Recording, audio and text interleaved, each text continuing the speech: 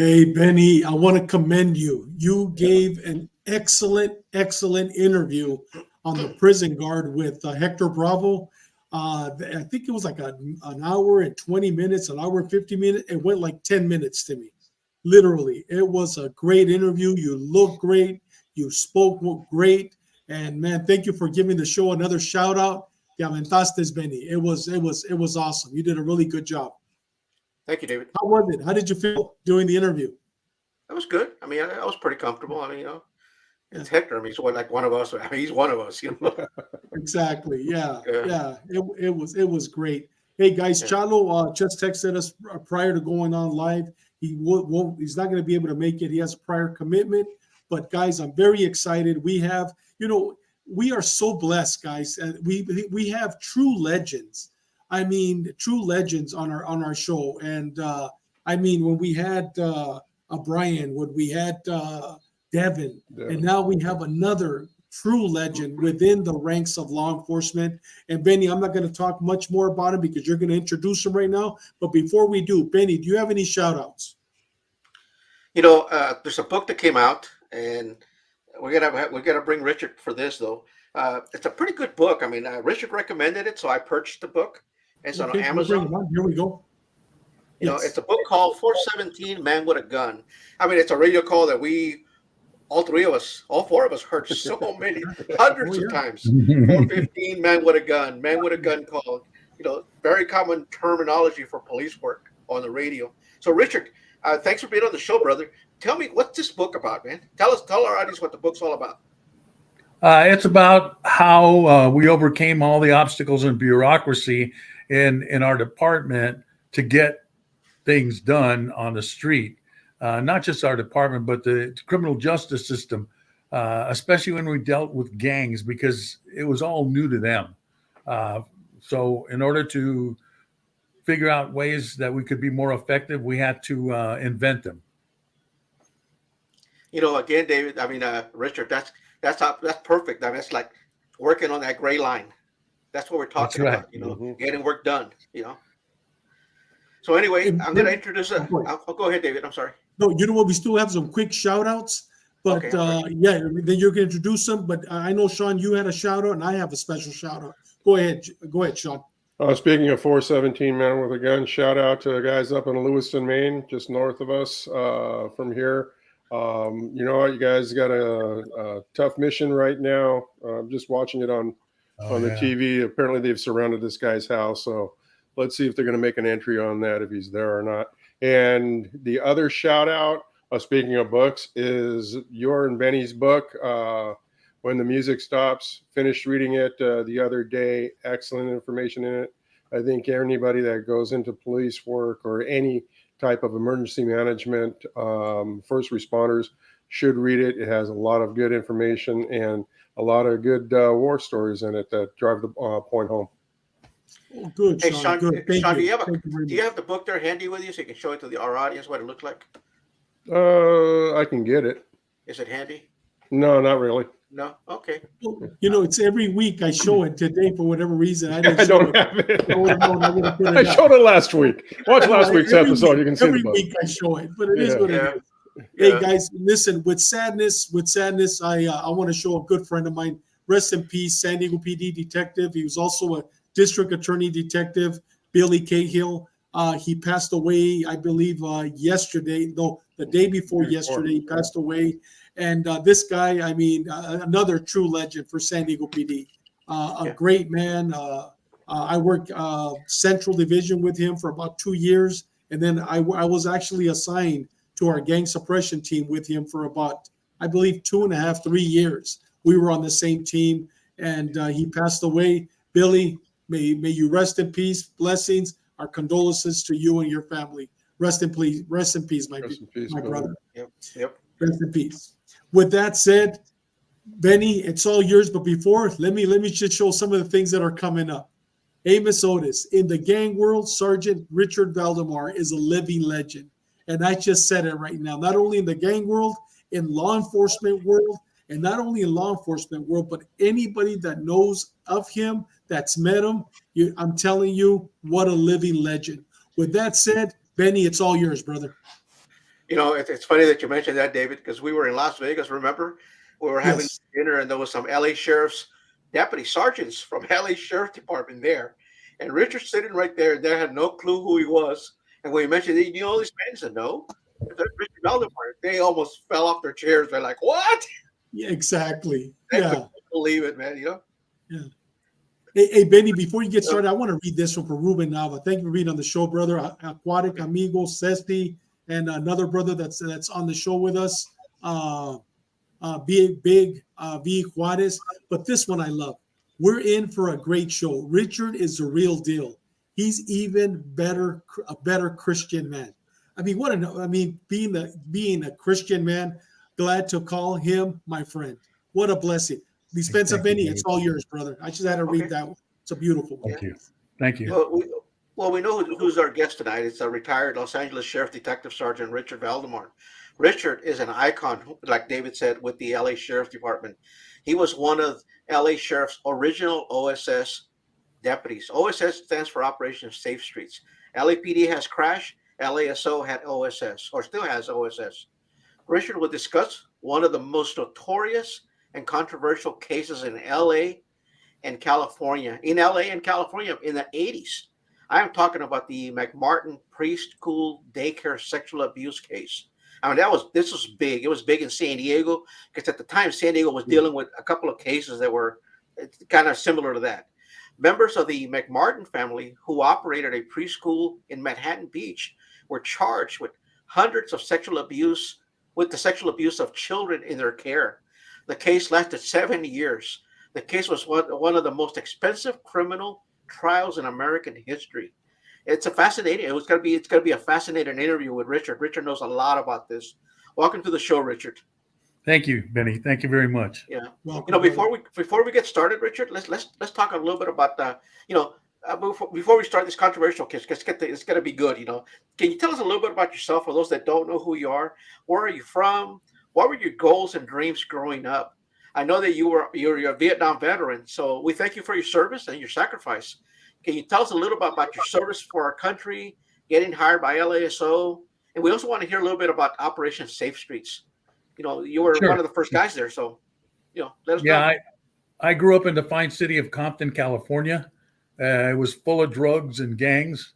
At 18, I ran a teen center for troubled kids with the Catholic Youth Organization and the War on Poverty on Culver Street, the Culver Center. I never thought of myself as becoming a police officer, but when I joined the Army in 1966, I went through the battery of tests and I qualified for many different fields, but they told me the only school that was open at the time was Airborne Rangers and the military police. Well, I had no love for the police, but I wound up going to the Military Police Academy and became, a policeman in the military. I was sent to Vietnam. Believe it or not, there's lots of MPs there. Sometimes you don't know they're MPs because they're attached to an infantry unit.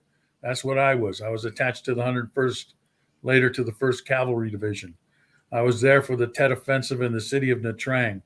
A lot of hand-to-hand street fighting and went on there. When I came out of the military, I joined the Sheriff's Department in 1970. Still, my focus was on gangs because that's what I grew up around. So I worked the jail for 4 years, and then I was sent to East Los Angeles. And I tell you, everybody who goes to East LA loves it. Probably the best training I had was coming out of East Los Angeles. And I saw that throughout the department. Then in 1976, they took over the area of Compton and Linwood from other police departments, and it became a sheriff's jurisdiction. So I volunteered the first day to go to my own neighborhood in Willowbrook and work my own neighborhood as a patrol officer. So I get there, and of course, it's still gangs and drugs. And I became very familiar with a lot of the gang members. It probably helped me that I knew them, some of them from before. And in 1978, in December, they started Operation Safe Streets Gang Unit. and I was one of the 12 selected throughout the whole county of Los Angeles. That means only 3 at 4 different stations. So there's 3 detectives in 4 different stations, and we had like 20 some stations, and we were tasked with trying to impact the gangs in those real high activity areas.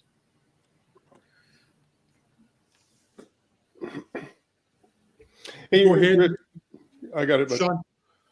Richard, our topic of discussion today is the McMartin daycare sex case. Can you give us some background on the daycare, its location, and how long it had been in operation? Yeah, if you look this up on Wikipedia, you're going to get a very crooked version of how this happened. First of all, we're talking about the 1980s. There's no such thing as a child abuse unit, right? And certainly not a child abuse unit that handles 300 victims, okay? At the time, I'm working in East Los Angeles as a gang sergeant, and we have more stoners than we have cholos in our jail.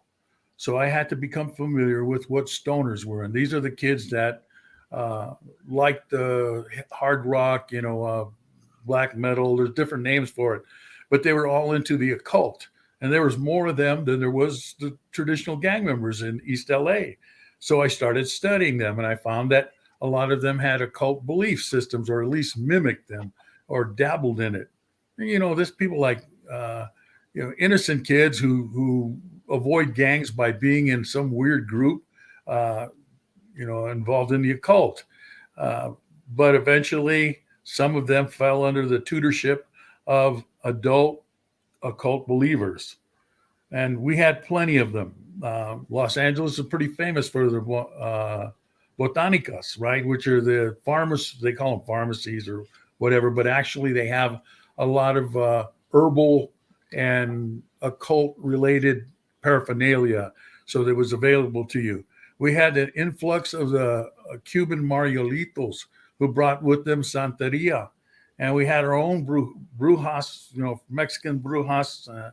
And then we had not East LA was not just a Latin area; it was also a gypsy area. So we had traditional magic from gypsy families in the area as well. All these things combined with heavy metal to produce some of these real far out kids. They were desecrating graveyards. They were attacking churches. And let me tell you, cholos don't mess around with the occult. They don't steal from the church, and they don't practice witchcraft in the graveyard.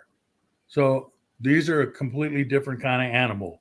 So I started working them, and the East LA Catholic chaplain, Brother Phil Mandel, he told me, Richard, I need to introduce you to somebody who's knowledgeable in this subject. So he took me to the seminary and introduced me to a priest, Father John Hampsh. Father John Hampsh looked at my notebooks and all the photographs and stuff that I had of ritual sites. And he said, Richard, this you don't choose this, it chooses you. Kneel down. And then he blessed me and gave me some things to use. And I was back out there. Now, this didn't go over good with guys like, who traditional gang cops and that type of stuff. They used to see me and they go like this, they call me Dr. Voodoo. But when it came to investigating these things, the homicide detectives and people like that would call on me. We also built a library.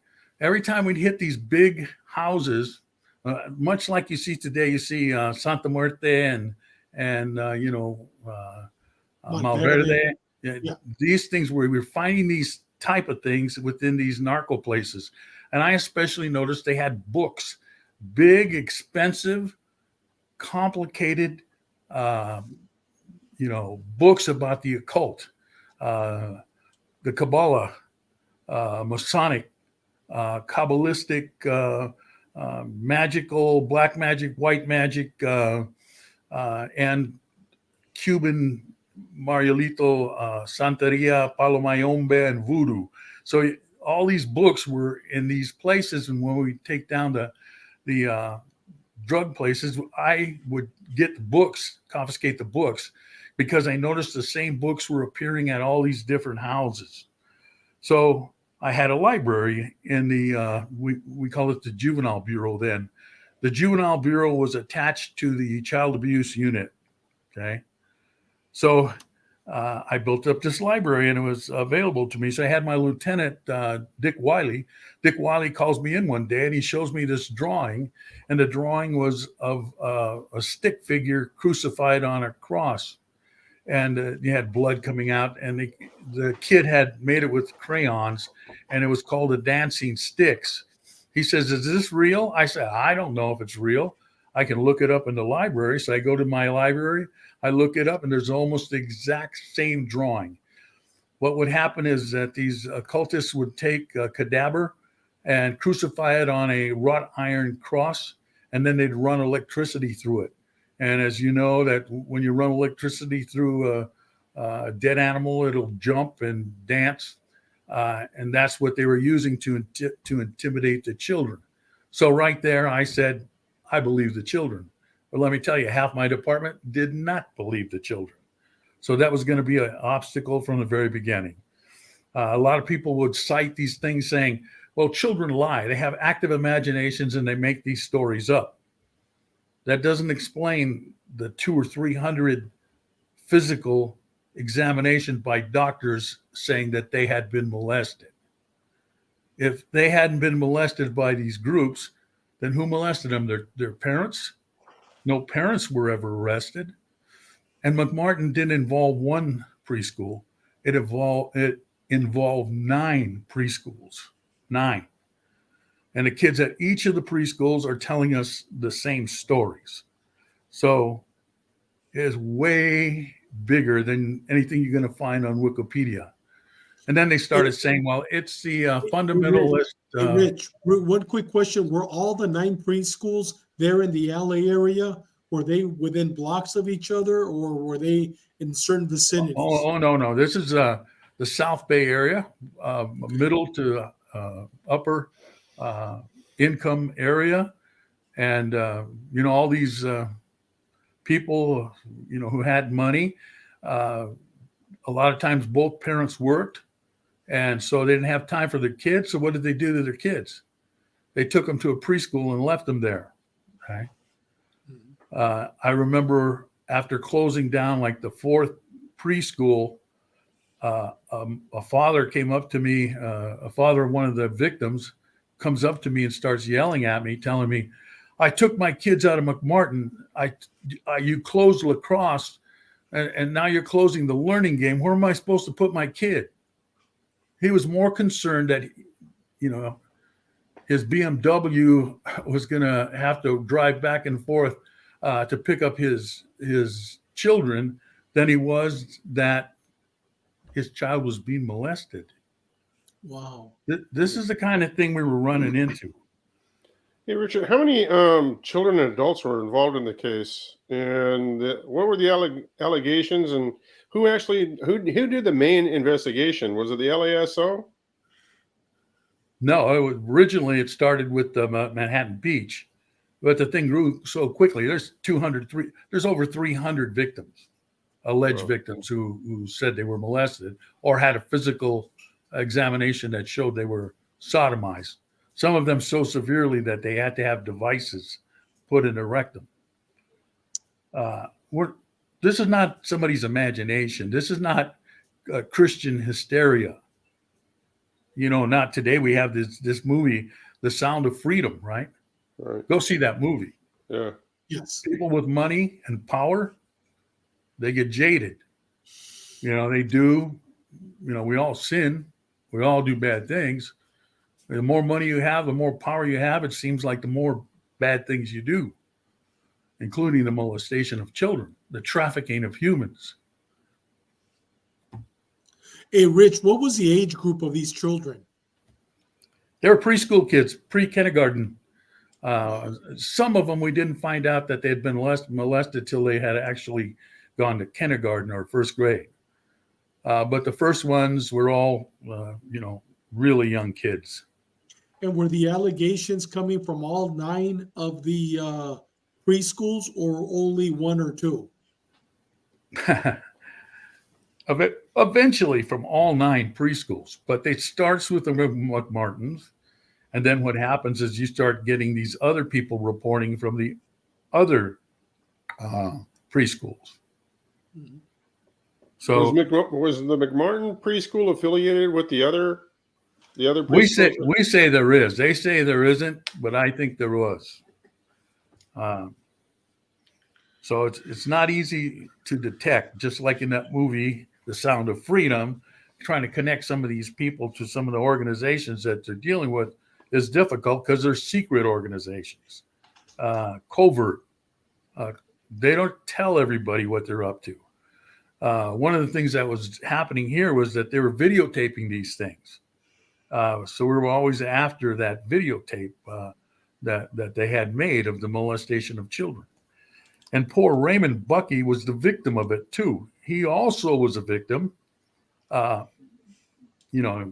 His mother was Peggy. His grandmother was Virginia. And what they did is when they had men molest the children, they always identified them as Ray. So when kids get on the stand and testify that they were sodomized by somebody, who sodomized you? Ray. So we had true allegations and a bunch of false allegations, which were the kids were mistakenly believing that whoever molested them was Ray. So, Richard, tell us who Ray was. Who's Ray? Ray Bucky was the grandson of Virginia McMartin. And so he was part of the school. He was part of the school. Okay. Hey, Richard, obviously the case was really controversial, and it was because the children were involved. Were they not believed? And how was it that the police and the district attorney handled the investigation? And what were the interview techniques used? What were the interview techniques used by the detectives? First of all, I remind you, no one had ever had anything like this happen before. There's no precedence to this. So it keeps getting from a couple of investigators. Now it's 4 investigators. Now it's a whole unit of investigators investigating the thing. Each has different methods and interview tactics. That wasn't the problem. These kids needed therapy. That was the first priority. Take care of the kids, get them well. So what do? We took them to psychologists and welfare workers who interviewed the kids with the purpose of healing them, right? So you see the bad talk in Wikipedia and these other things saying that the therapists violated these rules and they made suggestive questions, and because they didn't intend to go to court and testify. They didn't intend for the videos to enter the courtroom.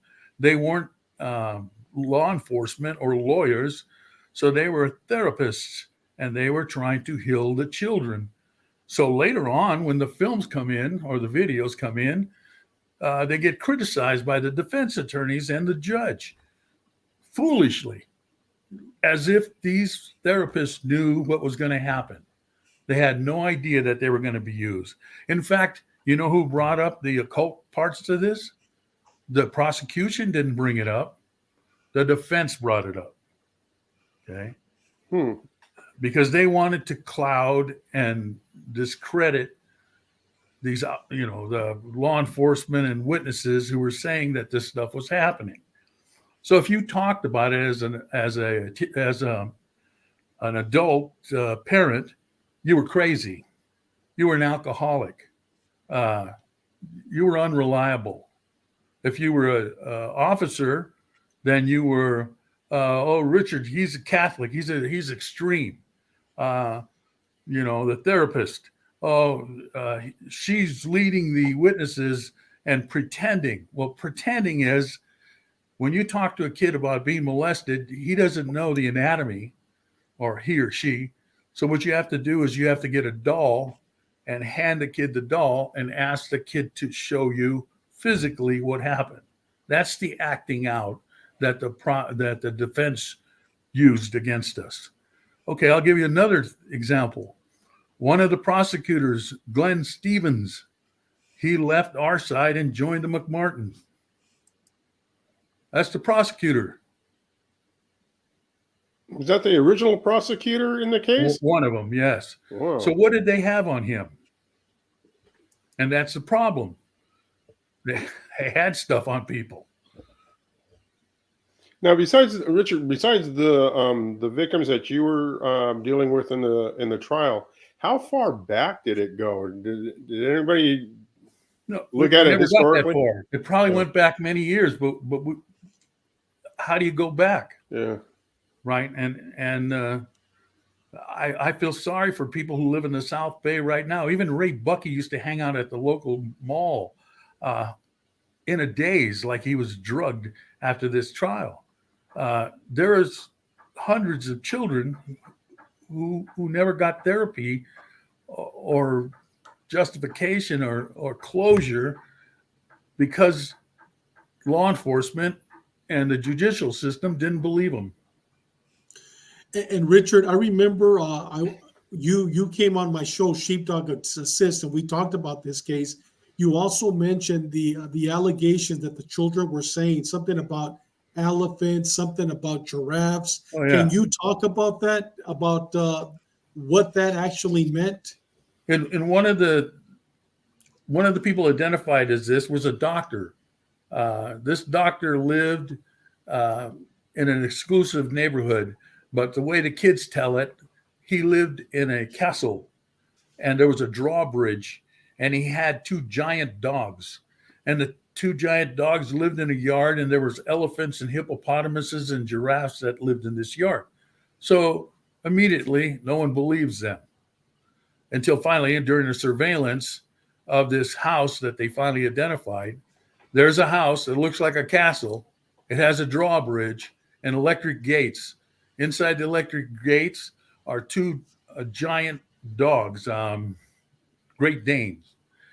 And inside the yard, there are hedges cut in the shapes of elephants, giraffes, and hippopotamuses. So the kids are telling you exactly the truth as they perceive it. They're not lying. They're not using imaginary things to make up these stories. They're telling you what they saw and what they experienced. By the way, that guy got out of a taxi naked, and they used to call him the naked doctor. And he got out of a taxi naked while the surveillance was going on. Yeah, was he part of the trial, or was that a separate thing? No, this is actually occurs after the trial. Oh, wow. But when the kids were talking about these elephants and so forth, it was unbelievable until you actually see that there were trees. Exactly. Yes. Okay. So that's what they were seeing, but they described it as real elephants. Yes. Right. To them, it was an elephant. They didn't say it was an elephant made out of a hedge. And they were full size. It's not like they were little ones. They looked like elephants. Yeah. And was that brought up in the trial?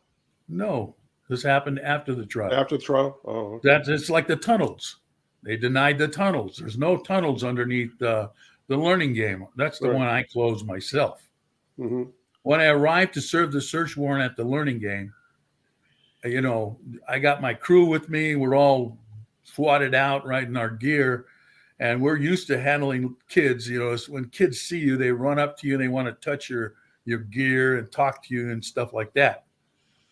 So we go into the learning game, and the lady that was in charge of the learning game, I served her with the warrant, and she did this. She clapped her hands like this, and she told all the children, this is like 75 children, to all go to bed and go to sleep. 75 kids went to bed, and most of them fell asleep. If you could do that, what would that mean? And what were the allegations there? That the kids were being drugged and abused and brainwashed. So, Rich, there were actually tunnels underneath the Yeah, daycare. they took them. They a hired. simulation of them. They hired the victims' families hired an archaeologist or to dig underneath the learning game, and he found evidence that there was trash and stuff down there that had been in a tunnel, and then the tunnel was collapsed. But there are two kinds of tunnels. That's the tunnel that a lot of kids described at the learning game. But there's a second group of tunnels they don't talk about, okay? Because they were top secret. The kids told us how they were transported from one city to another through a series of tunnels. And everybody said they don't exist. When we looked up these tunnels along, the South Bay, try to find them on the flood control maps or the sewer maps, and they didn't exist. And then we found them. You know what they were? There were gun emplacements placed along the coastline during World War II, and they were connected by a series of concrete walkways or driveways deep underground in the pitch dark. And they emptied out into the beach, I think Manhattan Beach, where the kids told us there was a sacrifice stone, and we indeed found it. So these tunnels connected a lot of the cities there along the coast. Hey, Richard, they wouldn't refile? No, that was such a terrible and a costly and horrible case that they never refiled. And they were acquitted too, right? So once you're acquitted, you can't refile. Hey, Richard, there was a letter sent to the daycare's parents by the Manhattan Police Department, Manhattan Beach Police Department in '83, letting them know the parents were that they were conducting a criminal investigation involving the molestation of children at the daycare. Did you happen to see that letter? Only recently. I didn't know. I knew they sent a letter. I never saw it. Oh. But remember, it's 1980. What does a policeman do if he thinks there's molestation occurring at a school? He's going to notify all the other kids in case there's other victims, all their families. So it's not. They try to make it. Wikipedia tries to make it sound like it's the letter that caused those people to complain about what was happening. No, night terrors, physical problems, and things like that caused the parents to ask what's going on, and then eventually take them to the doctors, and they get diagnosed as being molested. Did the letter kind of describe the acts that they were investigating to the parents? And do you think that was a good idea to do that by Manhattan Beach? Yeah, I think it's a good idea. I mean, we're trying to go backwards now and look at the investigation. If you were that investigator, you might have done that. Yeah. Okay. Yeah. So I'm not going to say they did wrong. They tried to do the best they could do. Yeah. And then later on, you get Monday morning quarterback by some lawyer. Yeah. Screw him. Yeah. Do you think let's say that case happened here in the 2020s as opposed to 1983? Do you think it would have been handled or investigated differently with what we've got now as opposed to what we had back in the 80s? We've got Gus Stone in Los Angeles, yeah. and everybody didn't think about that one, except the people that are actually victims. Yeah. Right. Yeah. And his, we had a superb DA's office at the time this was done. We had superb DA investigators. We had superb child abuse investigators. They just had never dealt with 300 victims and 9 locations and the related situation. I got to tell you about Raymond Buckey. Raymond Buckey was placed into the county jail at one time, arrested.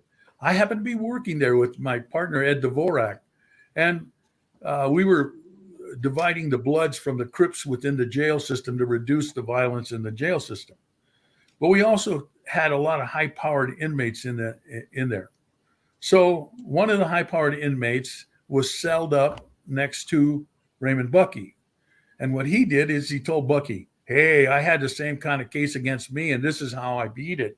And he makes up this story. And Bucky falls for it and confesses to him. Okay?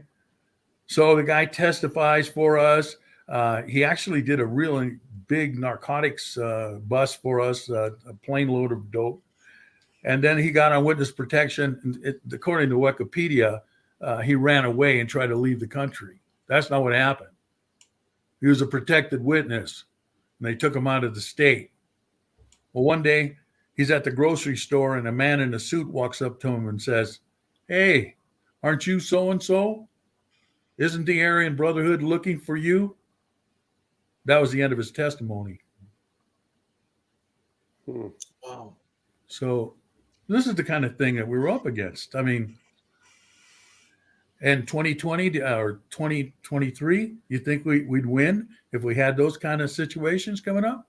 Maybe not. Yeah. Hey, Richard, what was the LASO's involvement in this case? I'm sorry, Benny, what? What was LASO's involvement on the case?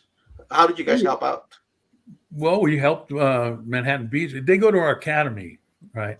So we have a close relationship with them. And when, we patrol the whole county, not just LA or Glendale or, Manhattan Beach. We control the whole county, right? So when somebody needs resources and detectives and manpower, they come to us. And then we send our juvenile investigators there who are in the child abuse unit. Now, after this, we have, much better child abuse protocols. Yeah. But hey, Richard, you were also the expert, right? Probably the state expert on the occult because of the experience you had of working with the stoners, working with all these occult members. So when this case took a turn toward the occult, that's probably one of the main reasons why you were called, because you were the expert. You had your library, correct? That's right. They would see these symbols, like I told you, my lieutenant showed me the dancing sticks. There was many more symbols like that, and even the methods that they used were similar to methods that were used by the Nazis in Germany in brainwashing techniques. Okay, terrorize the victim.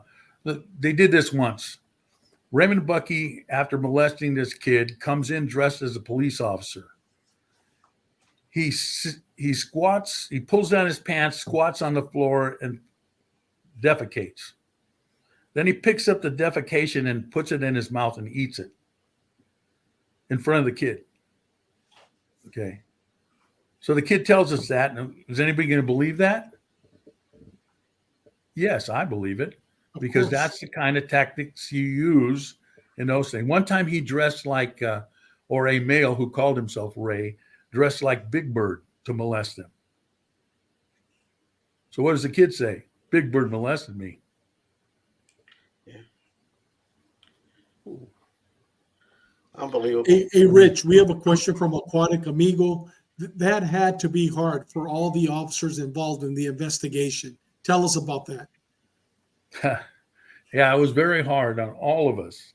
First of all, I love kids. I got 12 grandchildren.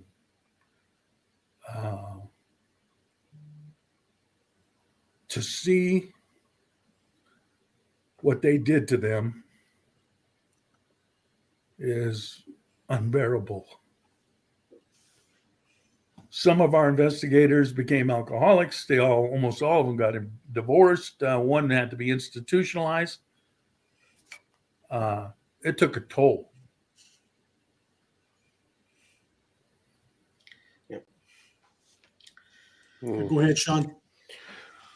Yeah, probably my last question, Richard. What was the final outcome of the trial and the case, and if you want to talk about what became of the accused peoples? Peggy was the first one to be acquitted, and then Virginia was acquitted, and then there was a second trial with Bucky and he was acquitted. So we lost. We lost the whole thing. And wasn't there more than them that were brought up? Wasn't there quite a few teachers? Yeah, that were implicated, but the people who ran the organization,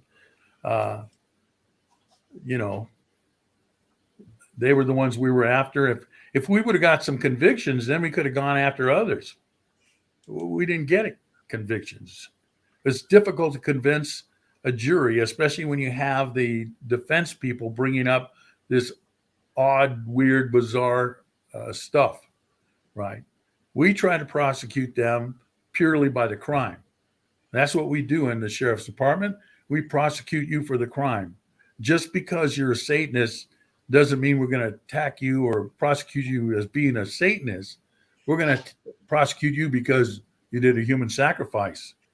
You molested a child. Those are crimes, prosecutable.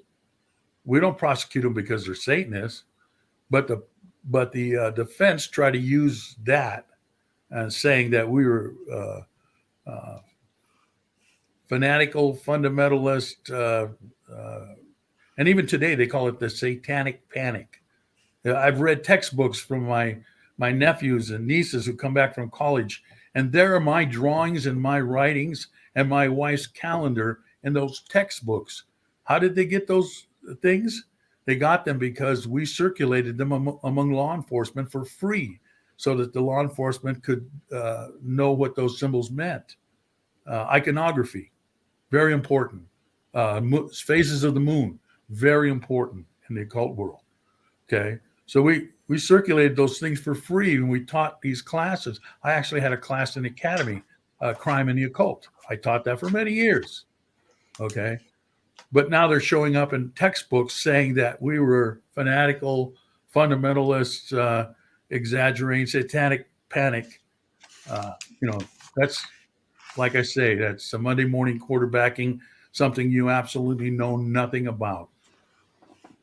Rich, has anybody ever today conduct a case study where those 200 victims are today? No, I actually asked for that. My wife and I have called for that many times because the ultimate goal of these occultists in doing these things to children is to produce more occultists and more child molesters. Mm-hmm. So God knows what's happening out there in the South Bay today. Exactly. Benny, it's all yours. Richard, I got I believe 3 or 4 cases of involving children, child molestation cases. They were pretty bad. I mean, and we at the time had policy in our department where we were not doing the interview of the children, so they were being done by forensic interviewers, meaning mental health professionals, social workers, and they were done. You know what a SART is? SART. It's a SART facilities where they would conduct all the rape cases. They do all the forensic, interviews, and we get the forensic evidence and all that kind of stuff. It's like a little hospital. So anyway, they're all done by them at their facility. And what it is the children's brought into a room and it's glassed. So the detective, like myself, I would be on the other side of the glass, and there's a camera there, and the camera's recording with sound everything that's going in that room while the kids are being interviewed by the forensic expert. And while it's been videotaped, it's also going live into the district attorney, the one that's handling the case. So I ask questions by notes, or I'll give the nurse or the forensic person the questions that we want done. And the DA will do the same thing as we go along. So, and it's audio and video recorded. It's entered into evidence to be used as evidence unless it's deemed to be too prejudicial for the suspect. You know how it is. You can't play fair. Do you think that if those procedures were in place back then, things would have been different since you guys had a strong DA back then? We had a strong DA. Those weren't the problems. McFarland was the therapist who was videotaping the interviews, and they attacked her. I mean, horribly. And the videos weren't intended to be used in court. It's the defense that called them into court, and then criticized the way she interviewed them. And we have a room now. It looks like somebody's living room where we interview kids like that, and there are special trained interviewers who work in that field. But let me tell you, we had psychiatrists advising us, sociologists, anthropologists. We had all these people helping us. That wasn't the problem. The problem is the perception that was given by the defense attorneys that this was a witch hunt, that this was Salem all over again. And the fact that the jury could not believe the horrendous, bizarre information that they were given. Rich, what happened to the suspects? What happened to Bucky? What happened to his grandmother? What happened to the suspects? Where are they at today? Do we know? I don't know. I believe that the grandmother died. She passed away.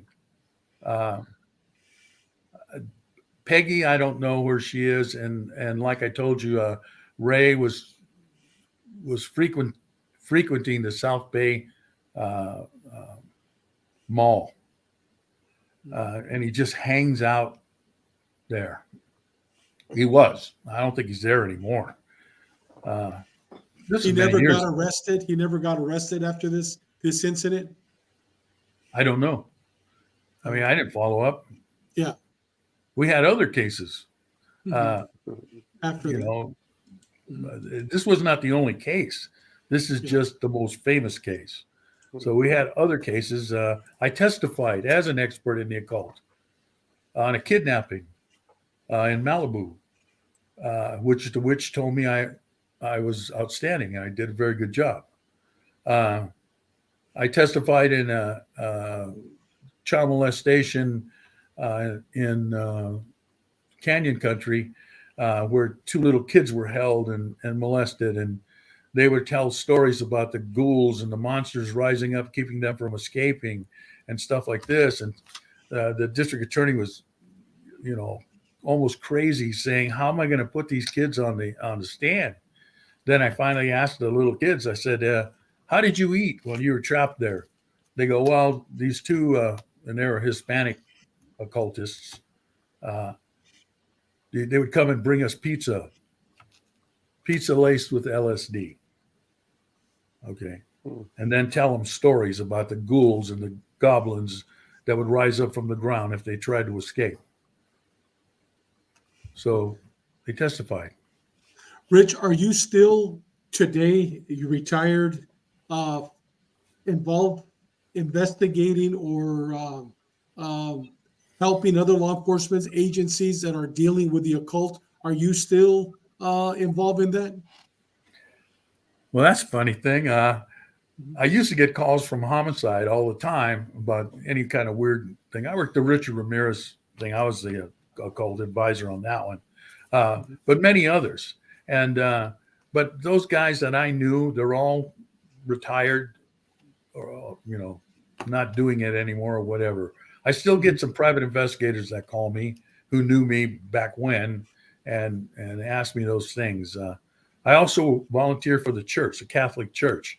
I've been at these scenes, and I do security for the Charismatic Catholic Convention, and there often they meet the Association of Catholic Exorcists, and I do their security. So am I affected by my religion? I think it turned me more to my religion from what I saw. That's interesting. Very, very interesting. And I told you, please call me next time you have that convention. I'll be by your side, brother, and I won't charge a cent. I'll pay my way down. I'm sure Benny and Sean will do the same. We'll be there. Any exorcists you need security, we will definitely be there, brother. One last one. I know. I just have one last question. I think Benny probably has something. So does Sean. But my last. What are you doing now? Before the show, you were talking about you were just contacted by a television show. Can you share with everybody what you are? Sure. Will be doing? I did 36 episodes of the History Channel's Gangland series. I'm in about 12 of them. Well, they were looking for a new expert, and they wound up coming back to me. So we're working on some documentaries, and they're going to have a second version of the Gangland series on the History Channel. I've worked on other documentaries recently also.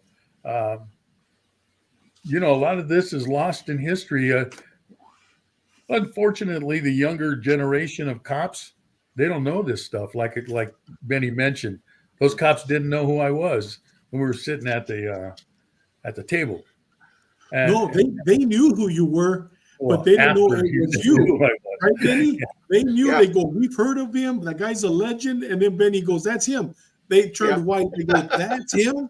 No, they knew of you, but they had never seen you. Yeah. Right. Well, I had a threat come from CDC, and they called the prison gang unit in the sheriff's department, and they talked to the sergeant in charge of the prison gang unit, which was my position, and he never heard of me. Really? Oh, wow. Yeah. Hey, join our club. I just have one last question. What happened to that library? That library that you basically put together, did you bring it home, or did you leave it at the sheriff's? It was evidence, so it stayed with the sheriff's department. And I had a couple of people I trained, and they used it for a while. They became homicide detectives, Kerfoot and Bean. They became homicide detectives, and I don't know what became of the library. Wow.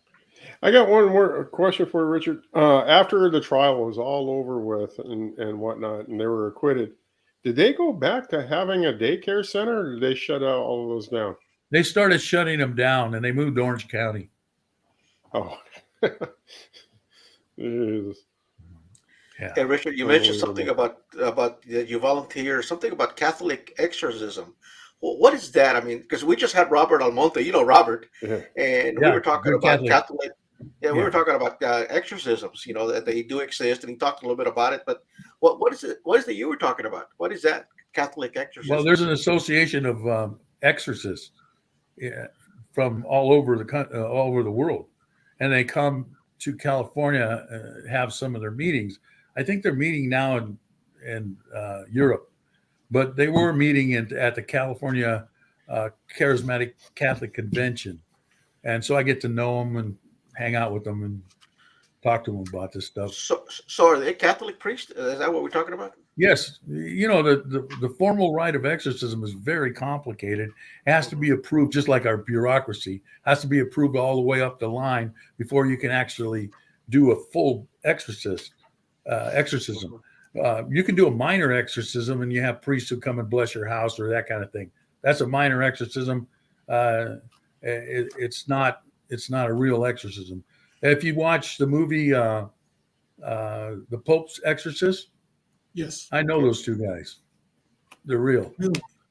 Yeah. So is that movie pretty close to what the real thing? No, it's Hollywood. No? And just like every cop movie is Hollywood, right? But it's a real deal and really happened. It's just that Hollywood's got to make your head spin around and you throw up and all that kind of stuff. Yeah. Hey, not getting out of the topic, but have you actually been there when they're performing an exorcism, Rich? Only minor exorcism. I've been on the prayer team when exorcisms were done, though. A prayer team? Yes. Every exorcist has a group of people who pray for him during the whole before, after, and during the exorcism. Some exorcist teams require that you have a doctor, a psychiatrist, and someone of another faith. So it's not attributed to religious hysteria. Okay. And the doctor and the psychiatrist are to show you that it's not some mental illness. But when the body levitates off the ground and the room temperature falls by 20 degrees, we're not talking about, mental situation. Yeah. Are you serious, bro? Dude, yes, I'm out the door. If that happens, gone. And that's why you're not there, Benny, but he is. Yeah. Hey, Rich, you know what, man? Thank you very much. You know what? We have a lot of questions from a lot of the our listeners that are watching the show, unrelated. We would love for you to come back and maybe just come for our questions. They have some questions about some shootings, about some gang members. Maybe in the near future we could have you back. It truly is an honor to have you with us, brother. It always is. It always is. And thank you very much on behalf of all of us. Benny, any last words for Richard? No, Richard, that's always been. Thanks a lot, bro. I mean, honor. Well, if I can help you guys, the Gray Line in any way, I will help you. Thank you, brother. Sean, any last words? Thank you, Richard. It was really interesting and really informative. And God bless you, brother. God bless you. God bless you. Ceci, Escaño, and everybody else, Aquatic, Amigo, everybody else that's watching it, they want to thank you, Rich. Thank you, Rich, and God bless you, and have a Merry Christmas, but hopefully we'll have you before so we could continue this topic, other topics conversation. Yeah. Well, I'm starting to look like Santa Claus anyway. So is Benny. So is Benny, yeah. Hey, thank you, Richard. God bless you. Thanks, Richard. God bless you, brothers. All of you. Thank you. Later, brother. Thank you, sir. Wow. Dude, that was deep, man. dude. That is deep. I'll tell you, you know what? He's a true man of God and a man of honor, a man of integrity.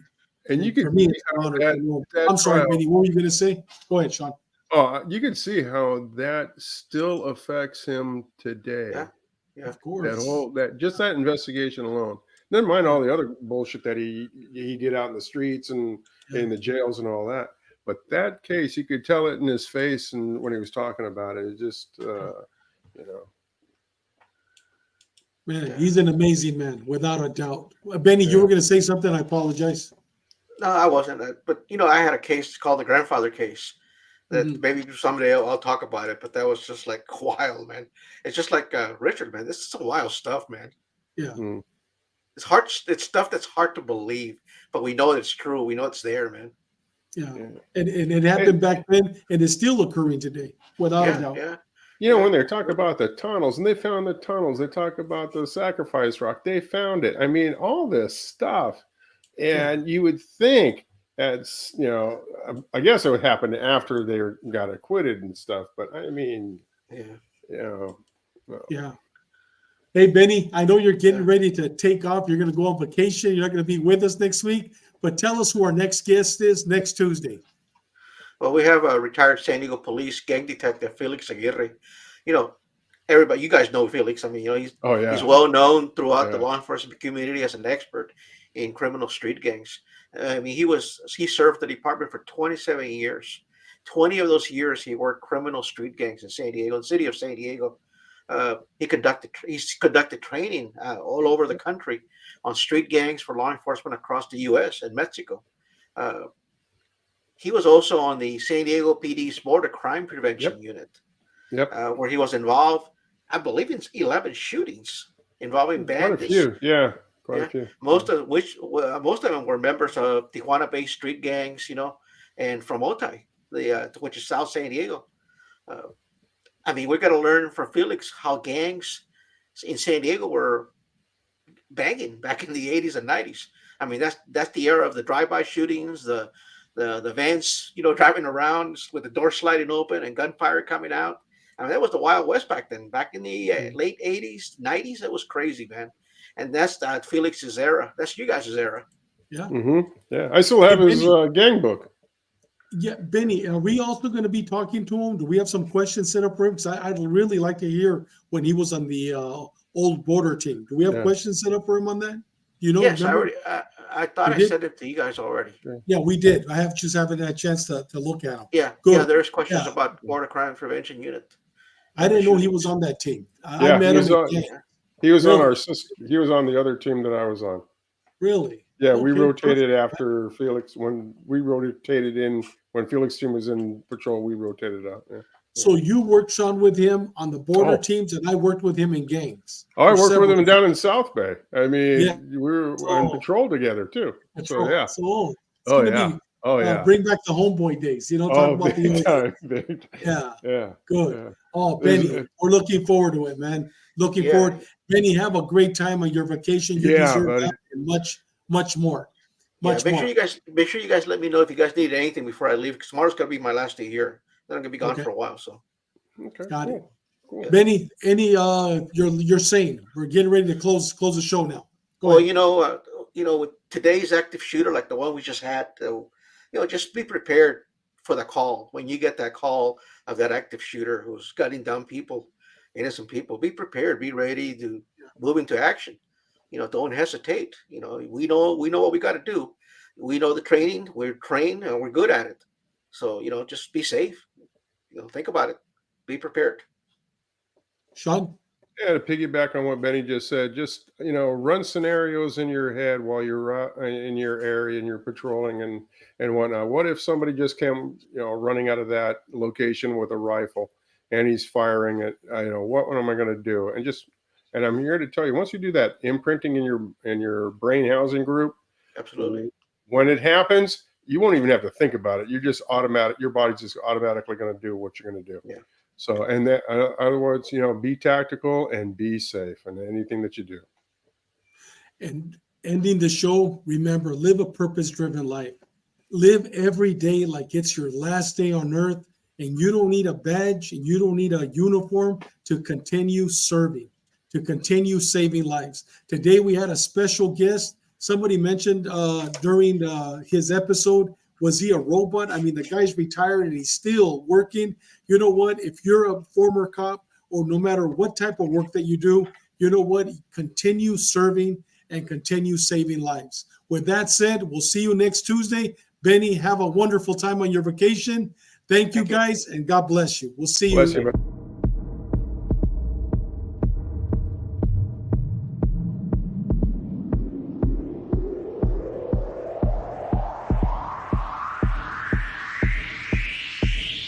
Come on.